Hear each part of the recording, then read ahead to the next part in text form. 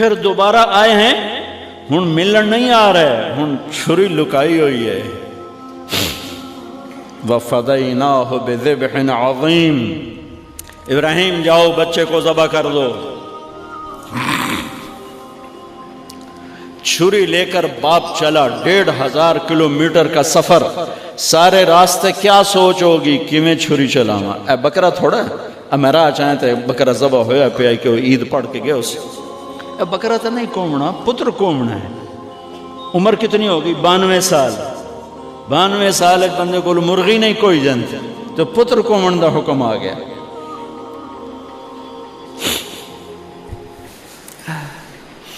بڑے شیطان کے یوں منہ کرو ادھر لیفٹ، ادھر سے منہ کرو تو رائٹ، 2 پہاڑ آپس میں ملتے تھے، اس میں ایک اونٹ بن جاتی تھی، وہاں باپ بیٹا کھڑے ہوئے،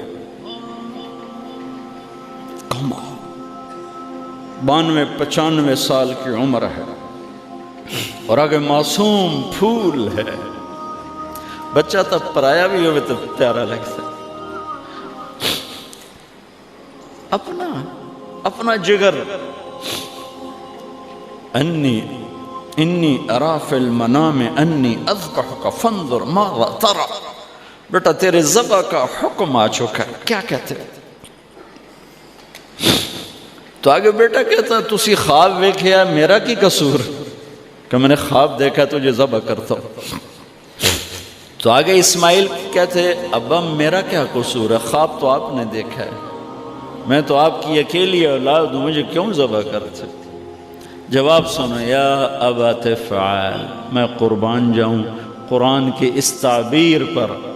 اسماعیل علیہ السلام کے جذبات کو 2 لفظ، یا ابا تفعل، یا ابت افعل،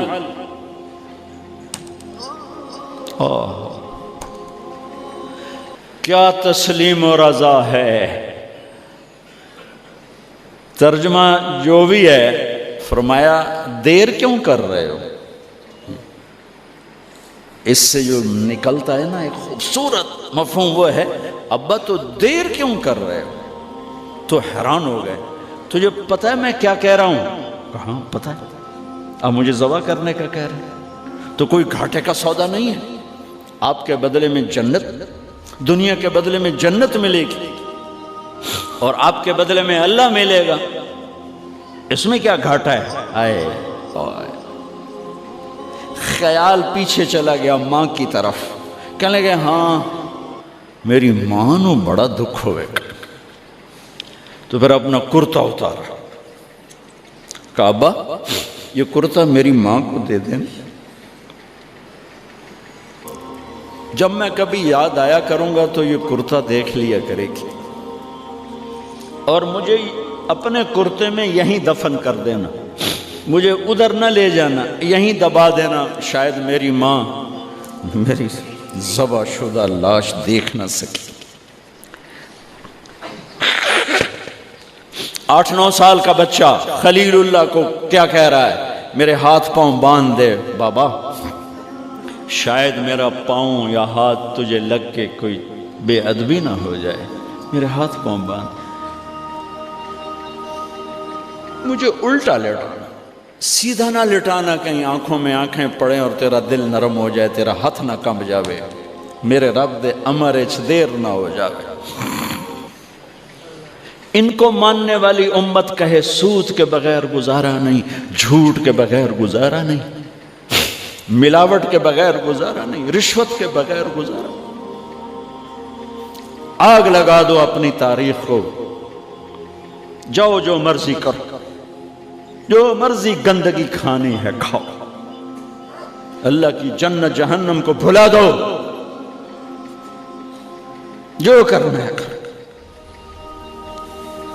لیکن تمہارے بھلانے سے حقائق نہیں مٹ سکتے، جنت بھی ہے جہنم بھی ہے، اور حلال حرام پہ فیصلے بھی ہیں۔ ابراہیم علیہ السلام نے ہاتھ باندھے، پاؤں باندھے، یہ کوئی بکرے دے ہاتھ پیر تو نہیں بننے جا رہے، پتر دے ہاتھ پیر بننے جا رہے ہیں، الٹا لٹایا، ایک ہاتھ میں چھری، ایک ہاتھ میں سر کے بال، گوڈا کانڈ پہ رکھے، گھٹنے کو کمر پہ رکھا، یوں بال پکڑے اور چھری، اور ایسے یوں آسمان کو دیکھا۔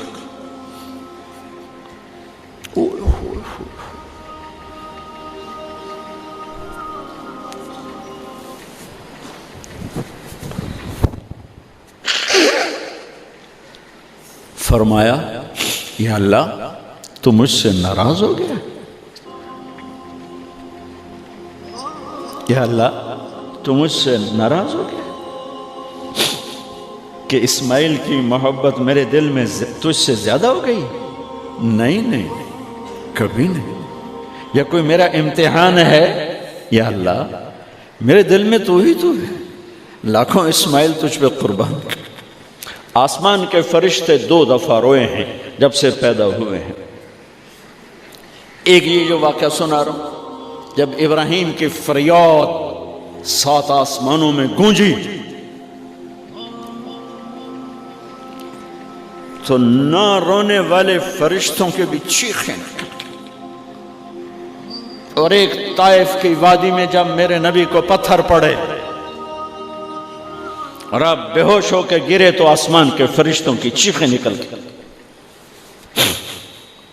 اب چھری جو چلائی، میرے رب کا امر آ گیا، نہیں کاٹو گی، نہیں کاٹو گی۔ یہ نہیں کہ یہاں کوئی لوہے کا ٹکڑا آ گیا یا چھری موم بن گئی یا اے ٹوٹا لوہا بنیا، چھری تیز تھی، گوشت نرم تھا۔ عرش والے نے کہا نہیں، چھری کیسے کٹے گا؟ آگ نہ جلائے، اب کیسے جلائے گی؟ مچھلی کے پیٹ میں جا کے موت مت آئے، اب کیسے موت آئے گی؟ دوسری دفعہ، تیسری دفعہ نہیں چلی، اٹھے جا کے پتھر پہ تیز۔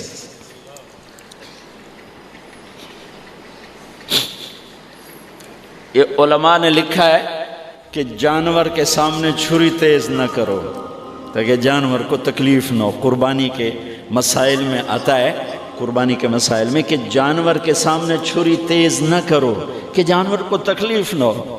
پتر دیسا میں چھری تیز ہو رہی، میں چلتی کیوں نہیں؟ جب چوتھی دفعہ پکڑی ہے تو اللہ نے کہا جبریل جلدی کر، میرے خلیل نو جلا لایا ہے۔ امتحان پاس ہو گیا۔